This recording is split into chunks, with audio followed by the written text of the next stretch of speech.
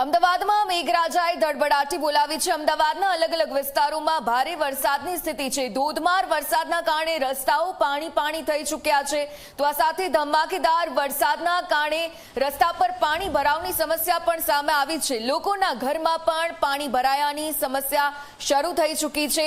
નીચાણવાળા વિસ્તારમાં લોકોના ઘરમાં પાણી ભરાઈ ગયા છે। તો દુકાનોમાં પાણી ભરાવાના કારણે વેપારીઓની ચિંતા સતત વધી છે। અમદાવાદમાં હવામાન વિભાગ રેડ એલર્ટ પણ જાહેર કર્યું છે। અમદાવાદના તમામ 5 અંડરપાસને બંધ કરી દેવામાં આવ્યા છે। અખબારનગર, મીઠાખડી, શાહીબાગ અંડરપાસ બંધ કરી દેવામાં આવ્યો।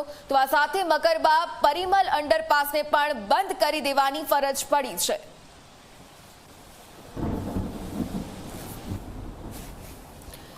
તો સતત જે વરસાદી માહોલ જો કે વરસાદી સિસ્ટમ સક્રિય થઈ છે। 4 વરસાદી સિસ્ટમ સક્રિય થવાના કારણે હવામાન વિભાગ દ્વારા આગાહી કરવામાં આવી છે। વરસાદને લઈને અમદાવાદમાં લાંબા વિરામ અને બ્રેક પછી જે આખરે ગરમી અને ઉકળાટથી રાહત મળી છે। વહેલી સવારથી વરસાદની શરૂઆત કાળા ડિબાંગ વાદળોની સાથે ચોમેર ખુશનુમા જે વાતાવરણ જોવા મળ્યું, પરંતુ બીજી તરફ જે સમસ્યાઓ છે તે પણ સામે આવી।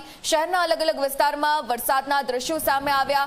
બોપલ, શેલા, ઘુમા આ તમામ વિસ્તારમાં વરસાદ પડી રહ્યો છે। આ સાથે અંડરપાસને પણ દર વરસાદની માફક આ વરસાદમાં પણ બંધ કરી દેવામાં આવ્યા છે। ખાસ કરીને જે અખબારનગરનો અંડરપાસ છે તેને પણ બંધ કરી દેવામાં આવ્યો છે। સાવચેતીના ભાગ રૂપે એમસી તંત્ર એલર્ટની સ્થિતિ પર છે અને આ ડિઝાસ્ટર મેનેજમેન્ટની ટીમ દ્વારા તમામ પરિસ્થિતિને પહોંચી વળવા માટે સતર્કતાથી કામગીરી કરવામાં આવી રહી છે।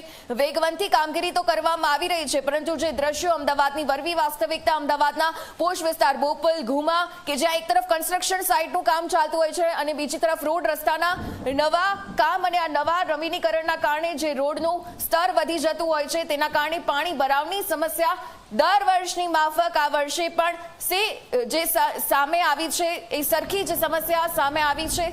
આ દ્રશ્યો તમે જુઓ, જે દુકાનોના દ્રશ્યો છે, આ દુકાનોમાં જવાય એવી પરિસ્થિતિ નથી, કેમ કે રસ્તો જ નથી દેખાઈ રહ્યો। બહારના જે વાહન ચાલકો છે તે પણ હવે મુશ્કેલીમાં સપડાયા છે।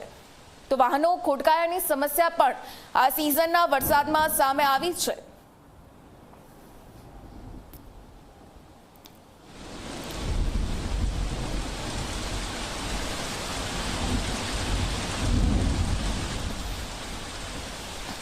તો અમદાવાદમાં સતત વરસાદનું જે આ રેડ એલર્ટ છે, આકાશી દ્રશ્યો આપ જોઈ રહ્યા છો। કાળા ડિબાંગ વાદળો હજી પણ અમદાવાદ શહેર પર ઘેરાયેલા છે। પૂર્વ વિસ્તાર હોય કે પશ્ચિમ વિસ્તાર, આ તમામ જગ્યાએ વરસાદ પડી રહ્યો છે। વરસાદ તો પડ્યો, પરંતુ વરસાદની જે રાહ પણ હતી અને ત્યાર પછીના આ તમામ દ્રશ્યો આપ જોઈ રહ્યા છો।